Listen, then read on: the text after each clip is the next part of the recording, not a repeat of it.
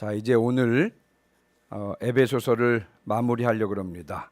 오늘은 영적 전쟁을 하라라고 하는 제목으로 말씀을 나누려고 할 텐데요.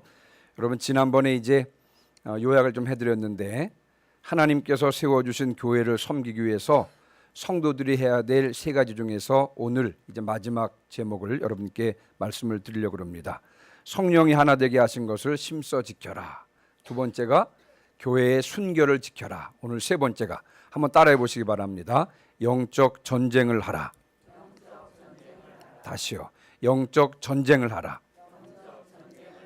여러분, 영적 전쟁을 하라는 의미는요, 다른 의미로 살펴본다 그러면 이 하나님께서 세워주신 교회를 무너뜨리려고 하는 세력이 있다는 것을 말하는 것입니다. 그런데 그 세력이 영적인 세력이고 그 세력과 전쟁을 해야 하는 것이기 때문에 그래서 영적 전쟁이라고 하는 것입니다. 오늘 조금 길게 읽었는데요. 여러분 6장 10절부터 12절 말씀에는요, 영적 전쟁을 하기 위해서는 적을 알아야 될 텐데, 우리의 대적은 혈과 육이 아니요 대적 마귀라고 하는 사실을 밝히고 있는 것이 6장 10절부터 12절 말씀이고요. 그리고 6장 13절부터 17절까지 말씀은요, 영적 전쟁을 수행하기 위해서는 하나님의 전신갑주를 입어야 된다라고 하는 것을 말씀하고 있고요. 그리고 6장 18절부터 20절에는요, 영적 전쟁을 하기 위해서는 깨어 기도해야 된다라고 기도에 대한 권면으로 전체를 마무리하고 있고요. 그리고 이제 6장 21절부터 24절에는 위로와 축복으로 영광스러운 에베소서의 대단원의 막을 내리고 있는 것입니다. 자, 이제 그러면 우리가 이제 본문으로 들어가서 본격적으로 그 본문의 의미를 한번 살펴보도록 하겠습니다. 자, 여러분 10절부터 12절입니다. 자, 10절부터 12절 말씀을 다 같이 한 목소리로 같이 한번 읽겠습니다. 시작. 끝으로 너희가 주 안에서와 그 힘의 능력으로 강건하여지고 마귀의 간궤를 등이 대적하기 위하여 하나님의 전신갑주를 입으라. 아멘. 예, 무엇보다도 영적 전쟁을 하기 위해서는 적이 누군지 알아야 되는데, 우리의 대적이 누구라고요? 마귀라고 하는 것입니다. 마귀 사단이 우리의 영적 전쟁의 대상이고 대적인데, 이 단락에서는요, 10절부터 12절 말씀에서는요, 그 대적 마귀의 정체를 밝히고 있는 것입니다. 여러분이 본문을 보시면, 자세히 보시면요, 바울은 먼저 하나님의 전신갑주를 입으라 라고 하면서 하나님의 전신갑주를 입으라, 하나님의 전신갑주에 대해서 설명하려고 그러다가 갑자기 대적 마귀가 어떤 존재인지를 알려줘야 되겠구나 라고 하는 필요성을 느끼고, 그리고 대적 마귀에 대해서 지금 설명하고 있는 것입니다. 그래서 여러분 중간에 12절이 들어가 있는 이유가 그런 것입니다. 11절에 보면 11절에 하나님의 전신갑주를 입으라 라고 하나님의 전신갑주에 대해서 설명하려고 하다가 12절에 대적 마귀의 정체를 밝히고 있는 것을 우리가 볼 수가 있습니다. 그러니까 여러분 12절은요, 마귀의 실상, 마귀의 정체를 가장 적나라하게 드러내고 있는 부분이 바로 12절 말씀인 것입니다. 여러분, 우리가 대적해야 될 마귀는 어떤 존재입니까? 첫사람 아담과 하와를 유혹했죠. 그리고 공생애를 시작하는 예수님도 시험했던 여러분 사단은 어떤 존재입니까? 조금 더 진행하기 전에 조금 단어 정리를 좀 해보면 좋을 텐데, 여러분 마귀라기도 그러기도 하고 사단이라고 그러기도 하잖아요. 실은 같은 말입니다만, 여러분 마귀라고 하는 말은 비방하는 자다 그런 뜻입니다. 마귀는 비방하는 자다라고 하는 헬라적 이름이 마귀고요. 이 사단은 적이라고 하는 의미의 히브리적 이름인 것입니다. 마귀 그러면 비방하는 자구나, 사단 적이라고 하는 것이구나 라고 하면서 여러분 12절에서 사도 바울은 우리의 대적 마귀, 우리의 대적 사단의 정체를 밝히고 있는데, 자, 여러분 12절 다시 한번 보시면요, 우리의 씨름은 혈과 육을 상대하는 것이 아니라고 하는 것입니다. 여기서 말하는 혈과 육은 옛 성품을 가진 인간을 말하는 것입니다. 인간. 그러니까 우리의 대적은 사람이 아니라는 것입니다. 예를 들어서 어떤 사람이 여러분 그리스도를 대적하고 교회를 핍박하고 내가 예수 그리스도를 믿는다고 나를 엄청 구박을 한다 할지라도 우리의 상대, 우리의 싸움의 대상은 그 사람이 아니라고 하는 것입니다. 배후에서 그를 조종하고 있는 어떤 권세 있는 세력이 있다라고 하는 것입니다. 여러분, 우리의 싸움은 사람과 사람의 싸움이 아닙니다. 가만히 보면 국제 정세에서 나라와 나라 간의 싸움이 있죠.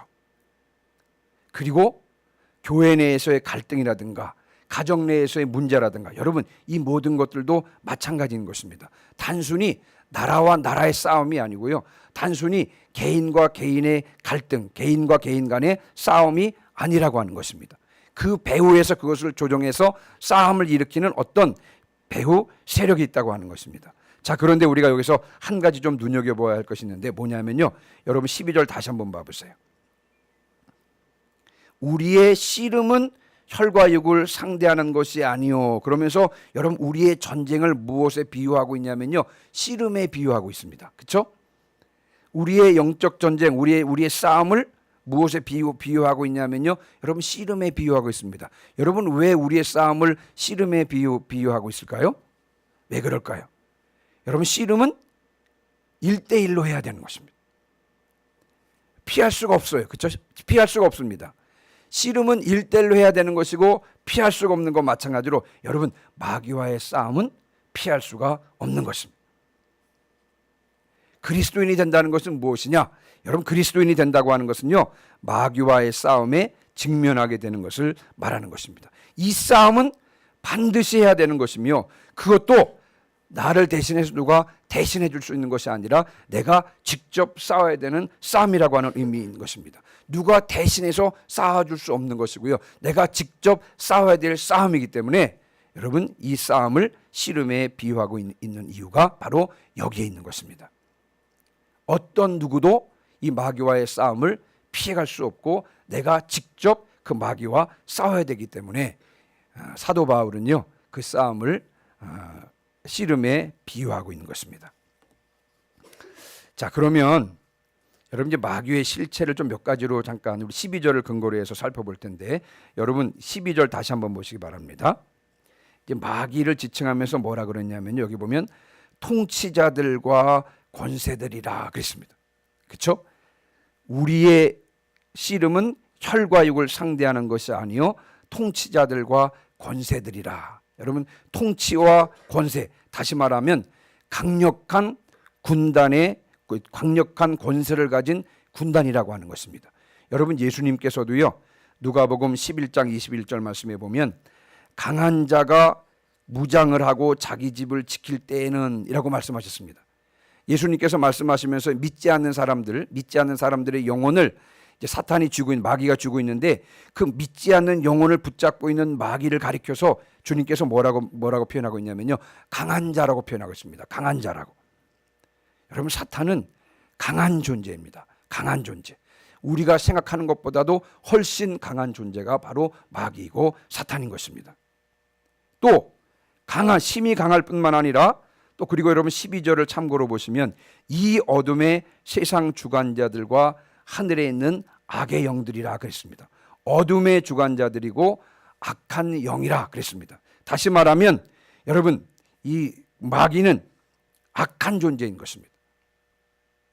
우리를 돕기 위해서, 우리를 생명으로 이끌기 위해서, 우리에게 좋은 일을 주기 위해서, 여러분, 그것이 아니고요, 그들은 파괴하고 죽이고 멸망시키는 자들인 것입니다. 예수님께서 요한복음 10장 10절에 말씀하시기를 도둑이 오는 것은 도둑질하고 죽이고 멸망시키려는 것뿐이라고 말씀하셨던 것처럼 바로 여기 그렇습니다. 마귀는요, 도둑질하고 죽이고 멸망시키는 것입니다. 제가 어렸을 때요, 저희 동네가 한 32가구 정도 살거든요. 근데 저녁마다 무서운 일이 있었는데 뭐냐면, 항상 뒷산에 대왕산이라고 있었는데요, 실제 역사적인 사실인지는 모르지만 임금이 피난 와서 그 산에 좀 머물렀다 그래요. 그래서 그 산 이름이 대왕산입니다. 근데 대왕산 꼭대기 보면 저녁마다 이렇게 불이 이렇게 밝혀져 있습니다.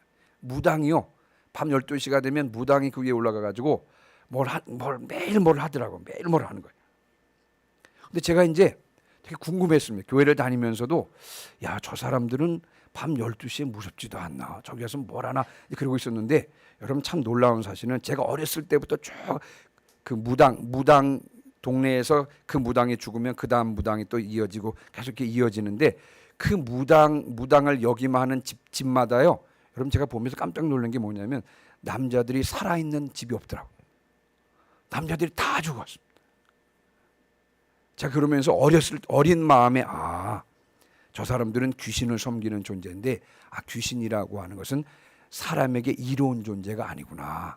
결국 사람을 멸망시키는 존재구나. 제가 어렸을 때부터 그것을 분명하게 알았습니다. 여러분 사탄은요 힘이 강할 뿐만 아니라 악한 존재인 것입니다. 도둑질하고 죽이고 멸망시키기 위하여 이 땅에 온 존재가 바로 마귀인 것입니다. 자, 그리고 한 가지 더 힘이 강하고 악한 존재일 뿐만 아니라 아주 간교합니다. 그래서 변장의 명수예요. 변장의 명수여서 어떤 때는 광명한 천사로 가장하고 어떤 때는 양의 탈을 쓴 자로 가장을 해서 그리고는요 유혹하고 미혹해서 믿는 자들을 넘어뜨리려고 하는 것이 바로 사탄의 존재인 것입니다. 그래서 여러분 이제 그 사도 바울이 영적 전쟁에 대해서 하나님의 전신갑주를 입어야 된다는 것에서 말씀하시기 전에 우리의 싸움의 대상이 누구라고요?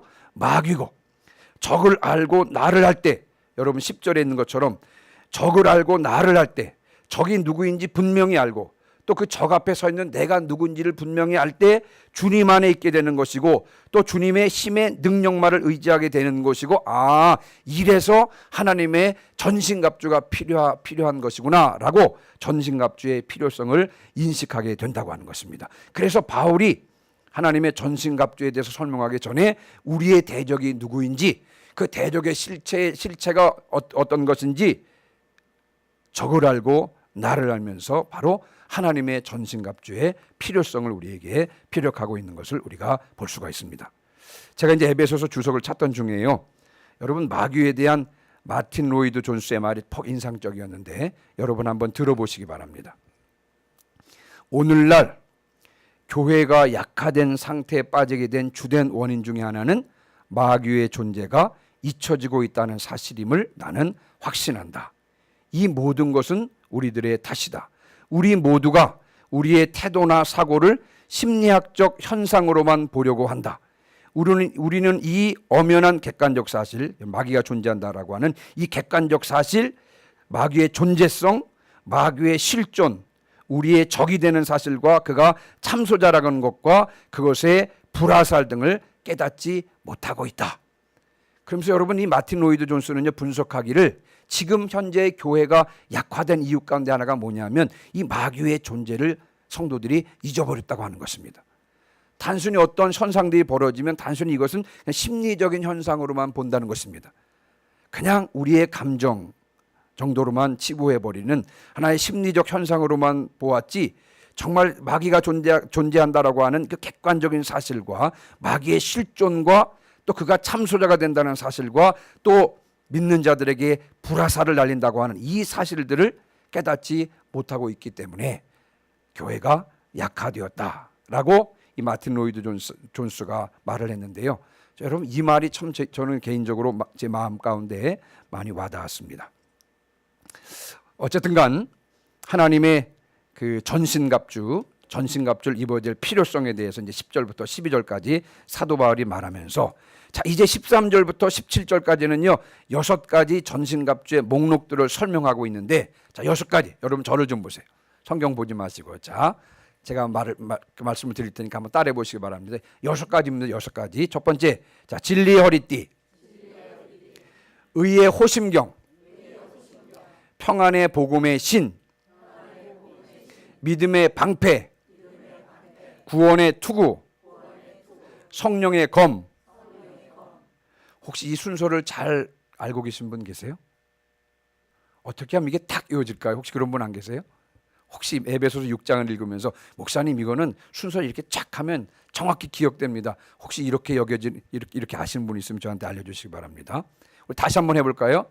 자, 첫 번째가 진리의 허리띠, 두 번째가 의의 호심경, 세 번째가 평안의 복음의 신, 네 번째가 믿음의 방패, 다섯 번째가 구원의 투구, 여섯 번째가 성령의 검. 순서가 잘 안 해지네. 자, 그런데 여러분 전신갑주가 왜 필요하다고? 여러분 13절 보세요. 13절. 자, 13절 같이 읽습니다. 13절 시작. 그러므로 하나님의 전신갑주를 취하라. 이는 악한 날에 너희가 능히 대적하고 모든 일을 행한 후에 서기 위함이라. 아멘. 중간에 보시면요, 이 악한 날에 그랬어요. 악한 날에. 전신갑주가 왜 필요하냐면 지금이 악한 날입니다. 여러분 지금이 악한 날이에요. 베드로전서 5장 8절 말씀에 근신하라 깨어라 너희 대적 마귀가 우는 사자같이 두루 다니며 삼킬 자를 찾나니 그랬습니다. 마귀가 우는 사자처럼 삼킬 자를 찾으려고 배회하는 이때야말로 바로 지금이 악한 날입니다. 악한 날. 그래서 이 악한 날에 마귀의 괴계를 능히 대적하고 모든 일을 행한 후에 서기 위하여 하나님의 전신갑주가 필요하다고 하는 것입니다. 자, 여러분 지금 우리가 에베소서를 다루고 있는데 여러분 에베소서는 옥중서신에 속합니다. 다시 말하면 사도 바울이 지금 로마 감옥에 갇혀 있었습니다. 로마 감옥에서 이 서신을 기록하고 있는 것입니다. 그러니까 여러분 로마 감옥에 갇혀 있으면서 바울이 잘 훈련된 로마 군사들과요, 여러분 그들이 입고 있는 갑옷을 눈여겨 보았을 것입니다. 그래서 여러분 잘 훈련된 로마 군인들이 착 입고 있는 갑옷을 보면서 아, 그렇구나. 우리도 로마 군인들처럼 하나님의 전신갑주를 입어야 되겠다. 아마 그렇게 영적 군사들인 성도들에게 그 로마 군인들의 그런 갑옷을 하나하나 적용시켜 나가고 있는 것이라고 생각할 수가 있겠습니다. 이것을 전신갑주라고 해요. 전신갑주. 이 전신갑주라고 말은 다른 말로 말하면 완전 무장한다는 것입니다. 완전 무장. 마귀와 싸우기 위해서 영적 전쟁을 하기 위해서는요 완전 무장을 해야 되는데, 그런데 이것을 하나님의 전신갑주라고 합니다. 여러분 왜 하나님의 전신갑주라고 하는 것입니까? 왜 그렇습니까? 왜 하나님의 전신갑주죠? 누가 공급해 주시는 거예요? 하나님께서 공급해 주시는 것입니다. 우리가 완전 무장하도록 하나님께서 공급해 주시는 것이기 때문에 하나님의 전신갑주라고 말씀하고 있는 것입니다. 여러분 예수님께서 재림하시면 우리는 어떤 옷을 입을까요? 영광의 옷을 입게 될 것입니다. 그렇죠? 예수님께서 재림하시면 우리도 예수님과 같은 영광의 옷을 입게 될 것입니다만, 그러나 지금은 무엇을 입지 않으면 안 돼요? 지금은 갑옷을 입지 않으면 안 되는 것입니다. 왜냐하면요 마귀의 음모가 있기 때문에 그렇습니다. 악한 날에 마귀를 능히 대적하고 모든 일을 행한 후에 서기 위해서 하나님의 전신갑주 갑옷을 입어야 할 줄 믿습니다. 자, 그러면 우리 6가지를요 좀 고민을 했는데 요거 몇 가지만 할까? 막 이렇게 했는데 그냥 6가지 설명을 좀 다 드려야 될 것 같습니다. 그렇죠? 그래야 완전 무장이 되는 것 아니겠습니까? 자, 첫 번째가 뭐라 그랬죠? 첫 번째가 진리의 허리띠.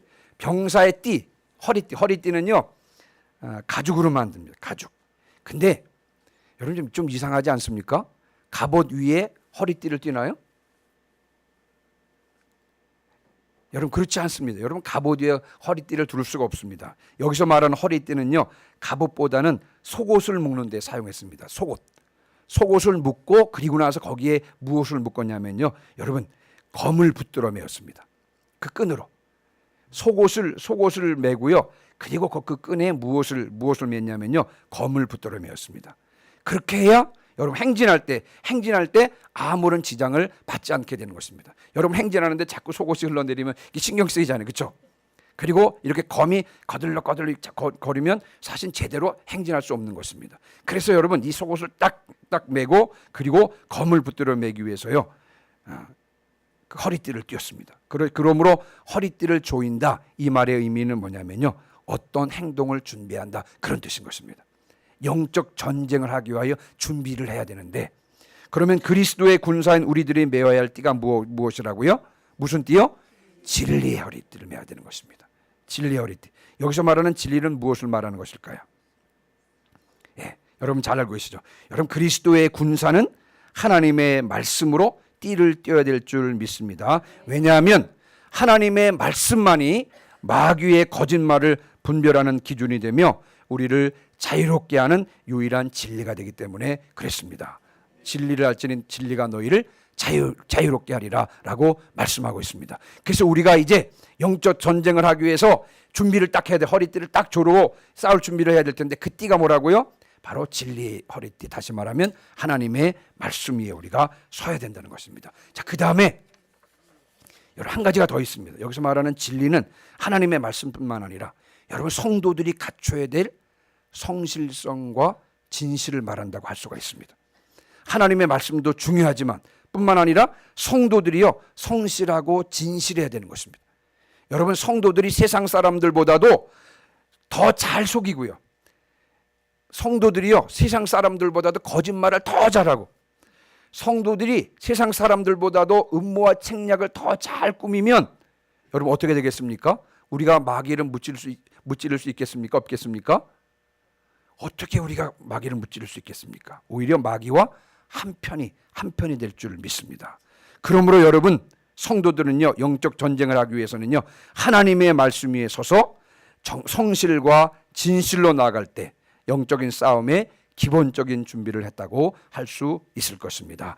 진리의 허리띠를 띠는 여러분 되시기를 주님의 이름으로 축원합니다. 자, 첫 번째가 뭐라 그래? 첫 번째가 진리의 허리띠. 두 번째는 의의 호심경. 말이 어렵네요. 예전에는 흉배. 호심경이 뭐냐면 이 가슴을 보호하는 호심경, 구리 조각 이런 뜻입니다. 호심경이란 말이 가슴을 보호하는 구리 조각, 앞에 가슴을 보호하기 위해서 여기에 구리를 댔습니다. 그것을 의의 호심경. 여기서 말하는 의의 호심경을 붙여야 된다는데 여기서 말하는 의는 어떤 의냐면요 칭의를 말하는 것입니다. 칭의. 하나님의 은혜로 예수 그리스도를 믿음으로 말미암아 의롭다 인정함을 받는 것. 여러분 이것이 칭의잖아요. 칭의. 우리가 진짜 의롭기 때문에 의롭다 하신 것이 아니라 우리가 예수 그리스도를 믿음으로 하나님께서 우리를 의롭다 인정해 주신 것. 여러분 이것이 칭의잖아요. 칭의. 의의 호심경을 붙이라는 말은 우리 심령 가운데 나는 죄인입니다. 그러나 예수 그리스도를 믿음으로 말미암아 의롭다 인정함을 받은 용서받은 죄인입니다 라고 하는 확신을 가지라는 것입니다. 왜 그러냐면요 마귀는 참수하는 자입니다. 마귀라고 하는 말이 참수하는 자라고 그랬죠. 여러분 마귀는 참수하는 자예요. 그래서 여러분 마귀가 우리의 양심을 공격합니다. 여러분 우리의 양심을 공격합니다. 어느 날 갑자기 막 부부싸움을 했습니다. 집에서. 그 마귀가 슬쩍 와가지고 야 너는 교회의 권사라는 사람이 아직까지도 화를 못 참고 그러냐? 너는 권사 자격이 없고 너 같은 죄인이 어떻게 하나님의 자녀라고 할 수 있겠냐? 누가 마음을 틈탄다고요? 마귀가 와서 양심을 공격합니다. 어떻게 여전히 죄를 범하고 있으면서도 어떻게 의롭다함을 받았다고 자신할 수가 있느냐? 내가 어떻게 머리를 들고 하나님 앞에 나가서 기도할 수 있느냐? 제가 이제 전에 있던 교회에서요. 지금은 그 캄보디아에 선교사로 나가 계신 분이신데 이제 그분이 알코올 중독자셨어요. 알코올 중독자. 근데 어느 날 그분이요. 이제 그 술을 다 끊고 막 치료되는 과정이었는데 저한테 와가지고 무슨 소리를 하냐면 목사님 저는 전도를 할 수가 없습니다. 결코 전도를 할 수가 없습니다. 그러는 거예요. 왜요? 그랬더니 아니 전도를 하려고 마음은 있는데요. 전도를 하고 싶은 마음은 사람들이 자기 보고 손가락질하면서 니나 잘못이다. 그런다는 거죠. 과거에 자기가 알코올 중독, 지금은 끊었습니다만 알코올 중독자였는데 나가서 전도하면 사람들이 뭐라 그러겠냐는 것입니다. 너나 잘 믿어라. 너가 믿는 하나님은 믿지 않겠다. 그러는 것입니다. 그래서 자기가 전도하고 싶어도 전도할 수 없다는 것입니다. 여러분 마귀가 우리 양심을 공격하는 것입니다. 너 같은 죄인이 어떻게 하나님의 자녀라고 할 수가 있으며 여전히 죄를 범하고 있으며 어떻게 하나님 앞에 의롭다함을 받았다고 할 수가 있느냐? 여러분 우리의 양심에 대한 이 마귀의 공격을 어떻게 물리칠 수 있습니까? 마귀의 참소에 대한 가장 근본적인 방법은 뭐냐면 바로 의의 호심경을 붙이는 것입니다. 우리 심령 가운데 확신하는 거예요. 뭐냐? 무엇을 확신하는 것입니까? 우리가 의롭다 인정할 만 받은 것은 내 의에 의해서가 아니라 하나님의 은혜에 의해서 십자가에 달리신 예수 그리스도를 믿는 단순한 그 믿음으로 말미암아 내가 의롭다함을 받은 것이다. 내 자신의 의가 아니라 그리스도의 의로 옷 입은 것이고 하나님 앞에 서서 정죄함을 받지 않고 예수 그리스도를 믿음으로 말미암아 인정받았다라고 하는 이 확신을 갖는 것, 이것이 바로 양심에 대한 마귀의 공격, 양심에 대한 마귀의 공격을 가장 근본적으로 잘 방어하는 것이라고 할 수 있겠습니다. 그래서 여러분 우리의 무엇을 붙이라고요? 의의 호심경을 붙이라는 것입니다. 우리의 심령 가운데 내 의가 아니라 그리스도의 의로 옷 입고 용서받은 나다라고 하는 확신을 가질 때 그 마귀의 양심 공격으로부터 우리가 방어할 수 있다고 하는 것입니다. 그래서 여러분 두 번째가 뭐라고요? 의의 호심경이라고 그랬습니다. 그래서 로마서 8장 1절부터 33절 34절 말씀해 보면 그러므로 이제 그리스도 예수 안에 있는 자에게는 결코 정죄함이 없나니 누가 능히 하나님의 택하신 자들을 송사하리요 의롭다 하신 이는 하나님이시니 누가 정죄하리요 죽으실 뿐만 아니라 다시 살아나시는 이는 그리스도 예수시니 그는 하나님 우편에 계신 자여 우리를 위하여 간구하시는 자신이라. 아멘. 문득 이 본문 읽으면서 문득 어떤 생각이 들었냐면요. 중학교 때 동네 이제 옆 동네에서 부흥회 하잖아요. 옆 동네 부흥회 하면요. 학교 다니면서도 엄마 따라서 이제 부흥회 갔으면 부흥회. 그때가 부흥회 가면 꽉 차잖아요. 이 바닥에 앉아가지고 기도하는데 이제 밤 늦게 끝나니까 옆 동네니까 갈 수도 없어요. 다 교회에서 자고요. 새벽 기도 끝나고 어떤 때는 오전 예배까지 아예 드리고 들어오거든요. 근데 그날 저녁이었는데요. 은혜 받은 교인들이 모여가지고 막 동성으로 막 기도하는데 어떤 일이 벌어졌냐면요. 귀신이 들렸습니다. 어떤 사람. 앞에서 막 기도하던 어떤 여자분이 막 뒤로 누워가지고 막 귀신이 들린 겁니다. 그랬더니 사람이 막 가가지고 목사님을 모셨습니다. 목사님 두 분, 그 부흥 강사님이랑 거기 담임 목사님, 수암감리교회 목사님 두 분이 이렇게 오셨는데요. 절제하도록 옆에서 절제하도록 하니까 그 여자 귀신 들린 여자가 뭐라 그러냐면 니 깎게 뭐가 목사라고.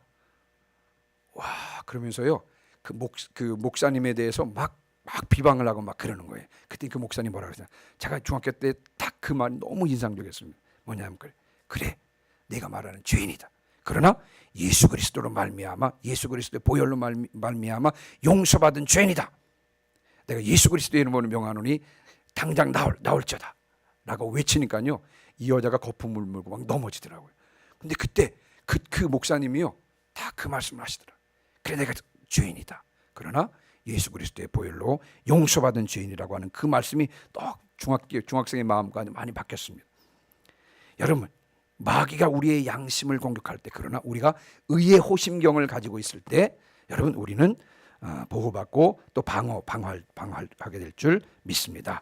자, 세 번째는 뭐냐면요. 자, 세 번째는 평안의 복음의 신. 한번 따라해 보시기 바랍니다. 평안의 복음의 신.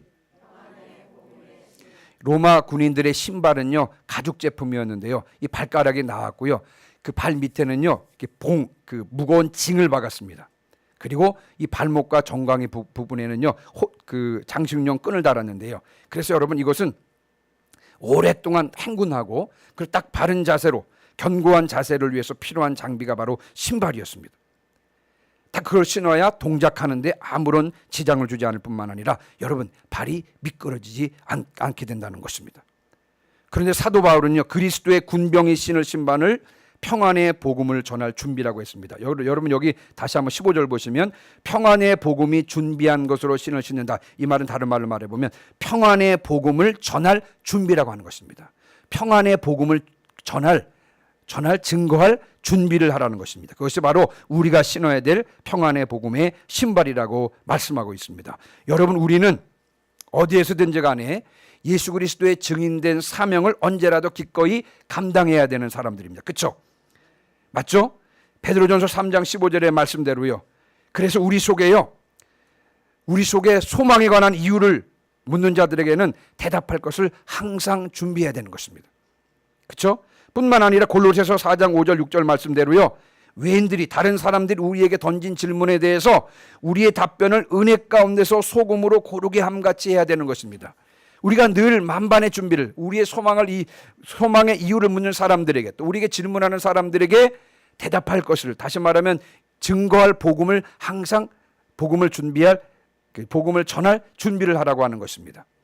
복음 전파에 대한 이와 같은 준비는요 다른 사람을 자유케 하는 복음으로 다른 사람들을 복음으로 인도할 뿐만 아니라 우리들의 삶 가운데 매우 안정된 영향을 미치는 것입니다. 그래서 여러분, 우리가 늘 복음을 전할 채비를 해야 되는 것입니다. 그것이 바로 우리가 신어야 될 평안의 복음의 신발이라고 하는 것입니다. 자, 그다음에는요.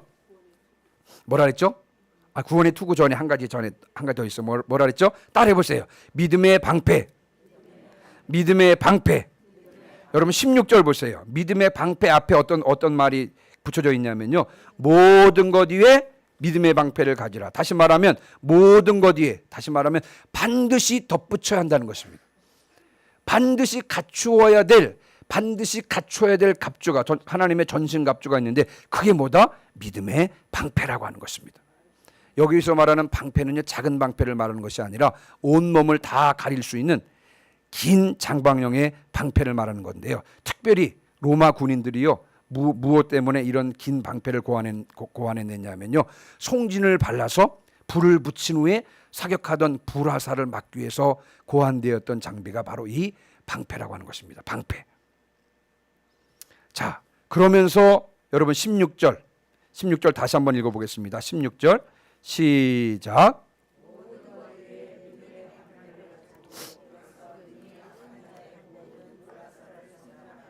아멘. 악한 자의 모든 불화살. 자, 여기서 말하는 악한 자의 모든 불화살은 무엇을 말하는 것일까요? 아까도 잠깐 말씀을 드렸습니다만 양심에 불을 붙이는 마귀의 참소가 있기도 하고요.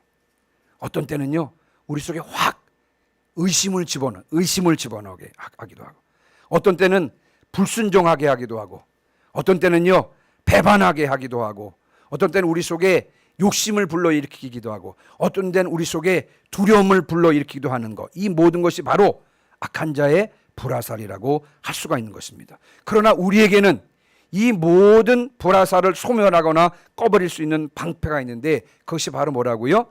믿음의 방패인 것입니다. 왜냐하면요, 우리가 의심과 낙담이 될 때 하나님의 약속을 붙들도록 하는 것이 뭐라고요? 바로 믿음인 것입니다. 우리가 때때로 의심이 들고 낙담이 될 때 우리가 하나님의 약속을 붙들도록 하는 것이 뭐냐면 바로 믿음인 것입니다. 믿음.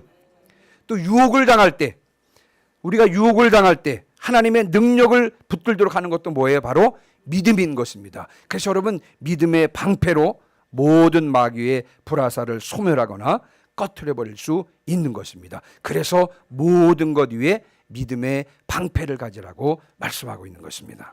자, 그다음에요. 자, 다섯 번째가 뭐라 그랬죠? 구원의 투구. 아까는 의의 호심경. 여기서 말하는 의의 호심경, 의는 칭의라고 말씀을 드렸죠. 예수 그리스도를 믿음으로 말미암아 하나님께서 의롭다 인정해 주신 것을 말하고 있습니다. 여기서 말하는 구원의 투구. 자, 투구는 보호하는 의미도 있지만 여러분, 투구는 장식의 의미도 있는 것입니다. 그렇죠? 장식 위에, 여기 투구 위에 장기의 깃털을 탁 다는 것입니다. 공작의 깃털을 달든지. 구원의 투구의 의미는 보호의 의미가 있을 뿐만 아니라 장식의 의미도 있는 것입니다. 여러분, 구원에는 과거와 현재와 미래적인 요소가 있습니다. 자, 우리는 이미 구원받았죠? 과거입니다. 과거. 그러니까 지금도 계속 주님을 닮아가고 있습니다. 그것은 현재예요. 그러나 우리는 장차 그리스도와 같은 영광스러운 몸으로 변화될 것입니다. 이것이 뭐예요? 구원의 미래적인 모습인 것입니다. 다시 한번 말씀을 드리면 구원에는 과거와 현재와 미래적인 요소가 있습니다. 우리가 과거에 이미 구원을 받았고요. 지금도 예수 그리스도를 닮아가고 있습니다. 이것이 구원의 현재고요. 미래는 주님께서 재림하실 때 예수 그리스도와 같은 영광스러운 몸으로 변화될 것입니다. 여기서 말하는 구원의 투구라고 하는 것은 뭐냐면요, 장차 받을 영광을 바라보는 것입니다. 장차 완성될 구원을 바라보는 것, 이것이 바로 구원의 투구인 것입니다. 그래서 여러분, 그리스도인들을 꾸며주고 또 보호해주고 또 확신과 기쁨으로 머리를 들 수 있게 해주는 것이 무엇이냐면요, 우리의 구원은 궁극적으로 완성이 되는 것이구나. 예수님께서 재림하실 때 예수 그리스도와 같은 영광스러운 몸을 입게 될 것이고 그때 우리의 구원이 완성될 것이구나 라고 하는, 이것이 바로 우리를 보호해 주고요, 또 우리 가운데 확신과 기쁨을 주는 요소라고 할 수 있겠습니다. 그래서 그것을 가르쳐서 구원의 투구라고 하는 것이죠. 자, 마지막 한 가지 남았습니다. 자, 마지막 한 가지가 뭐라 그랬죠? 성령의 검, 곧 하나님의 말씀을 가지라고 말씀하고 있는 것입니다. 6가지 하나님의 전신갑주 중에서 유일하게 공격과 방어 공용으로 사용되고 있는 무기가 바로 이 성령의 검인 것입니다. 성령의 검을 다른 말로 하나님의 말씀이라고 했잖아요. 요한계시록에 보면 이 성령의 검이 누구의 입에서 나온다고요? 예수 그리스도의 입에서 나온다라고 표현하고 있는 것을 볼 수가 있습니다. 그래서 여러분, 하나님께서는요, 이 말씀을 통하여, 하나님의 말씀을 통하여 한편으로는 당신을 따르는 백성들의 양심을 찌르며 영적으로 일깨워 주는데 그 말씀을 사용하실 뿐만 아니라 또 다른 한편으로는 그 말씀을 우리 손에 쥐어줘서요, 사탄의 마귀의 유혹을 물리치고 복음을 전하게 하는데 그 말씀을 사용하고 있는 것입니다. 그래서 여러분, 성령의 검이 곧 하나님의 말씀인 것입니다. 자, 그런데 아까도 잠깐 말씀드린 대로요, 이 하나님의 6가지 전신갑주로, 이 6가지 전신갑주는요, 하나님께서 공급해 주시는 것이기 때문에 하나님의 갑주인 것입니다. 하나님께서 우리에게 공급해 주시는 것이. 그러나 여러분, 한번 잘 생각해 보시기 바랍니다. 그것을 받아서 입고 악의 권세를 대적하여 자신 있게 그것을 사용하는 것은 누구의 책임이에요? 여러분, 우리의 책임인 것입니다. 사울이요, 다윗이 지금 골리앗과 맞서 싸우려고 막 나갈 때 자신의 갑옷을 벗어줬잖아요. 근데 다윗이 입어보니까요, 거추장스럽거든요. 그래서 다윗이 어떻게 했어요? 벗어버렸습니다. 하나님께서 공급을 해주시지만 그러나 그것을 받아서 입고 악한 권세를 대적해서 그것을 사용하는 것은 누구의 책임이다? 우리의 책임인 것입니다. 그리고 여러분, 우리는 하나님께서 공급해 주신 그 모든 장비들을요, 하나도 빠뜨리지 말고 다 이용하지 않으면 안 되는 것입니다. 왜서 그러냐면요, 사탄의 공격은요, 앞에서만 공격해 오는 것입니까? 아니면 사탄의 공격은 뒤에서만 공격해 오는 것입니까? 아니면 사탄은 오른쪽에서만 공격해 오는 것입니까? 여러분, 그렇지 않습니다. 사탄은요, 앞, 뒤와 좌우에서 공격하는 것입니다. 그래서 여러분, 우리가 하나님께서 제공해 주신 이 모든 장비들을 하나도 빠뜨리지 않고 다 잘 이용할 수 있어야 되는 것입니다. 늘 익숙하게 사용하여 내 것으로 삼아야 그것을 무기로 마귀와의 싸움에서, 영적 전쟁에서 승리하게 되는 것입니다. 자, 이제 마지막으로요, 한 가지만 더 하고 마치겠습니다. 여러분, 에베소서 1장 3절로 한번 넘어가요. 1장 3절. 에베소서 1장 3절입니다. 같이 읽습니다. 시작. 찬송하리로다. 아멘. 거기까지. 자, 에베소서는요, 1절 2절은 1장 1절 2절은 인사하잖아요. 자, 그러면서 이제 1장 3절부터 에베소서가 시작이 되는데, 자, 에베소서는 무엇으로 시작하냐면요, 찬송으로 시작합니다. 찬송으로 시작하고, 그리고 이제 무엇으로 끝나요? 여러분, 18절. 자, 18절 같이 읽습니다. 시작. 모든 기도와 간구를 하되, 6장 18절입니다. 에베소서 6장 18절. 자, 찬송으로 시작을 해서 6장 18절 이제 무엇으로 끝나냐면요, 18절 같이 읽습니다. 시작. 모든 기도와 간구를 하되 항상 성령 안에서 기도하고 이를 위하여 깨어 구하기를 항상 힘쓰며 여러 성도들을 위하여 구하라. 아멘. 에베소서는요, 찬송으로 시작해서 기도로 마칩니다. 기도. 자, 그럼 여러분, 기도는 6가지 하나님의 전신갑주 외에 7번째 하나님의 전신갑주에 속하는 것일까요? 여러분, 그렇지 않습니다. 기도는요, 6가지 하나님의 전신갑주로 완전히 무장한 그 용사 자신과 관계되어 있는 것입니다. 한번 제가 예를 들어 보겠습니다. 한 병사가 완전 무장을 하고 보초를 서고 있습니다. 자, 보초를 서다가 꾹뻑꾹뻑 졸기 시작합니다. 그러다가 완전히 잠들어가지고 탁 벽에 기대가지고 잠이 들었습니다. 자, 보초를 서다가 이제 잠든 그 용사, 여러분, 그 사람에게 있어서 그 갑주는 무슨 소용이 있겠습니까? 차라리 그냥 벗고 자는 게 편하죠. 그렇지 않습니까? 그렇죠? 완전 무장을 갖췄다고 해도 기도가 없으면 그것들은 별 도움이 안 된다고 하는 것입니다. 전신 갑주만 입고 있으면 여러분, 저절로 마귀의 괴계를 대적할 수 있습니까? 여러분, 그런 것이 아닙니다. 그렇죠? 기도로 깨어 있고 기도로 호흡하며 기도로 능력을 공급받을 때 이 모든 무장들이요 살아있는 도구가 되어 능력을 발휘하게 되는 것입니다. 그래서 이제 6가지 전신갑주 이야기를 하면서 이제 마지막으로 무엇에 대해서 사도 바울이 말하고 있냐면요, 깨어 기도하라는 것입니다. 기도는 전신갑주의 일부가 아니라 전신갑주를 입은 용사에게 힘을 공급해주는 요소이기 때문에 그런 것입니다. 그래서 여러분, 찬송으로 시작한 에베소서가 무엇으로 끝난다고요? 기도로 시작하는 것입니다.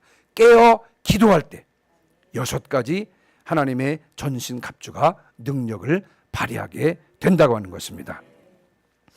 이제 말씀을 마무리하고 마치겠습니다. 에베소서 전체 마무리하겠습니다. 여러분 5장 27절에 사도 바울은요 교회를 향해서, 여러분 한번 따라해 보시기 바랍니다. 영광스러운 교회. 다시요. 영광스러운 교회. 예, 자기 앞에 영광스러운 교회로 세우사라고 말씀하셨습니다. 하나님께서는요 영광스러운 교회를 세워주신 것입니다. 그런데 그 영광스러운 교회를 유지하는 것은요 교회의 각 지체인 우리들에게 맡겨주신 것입니다.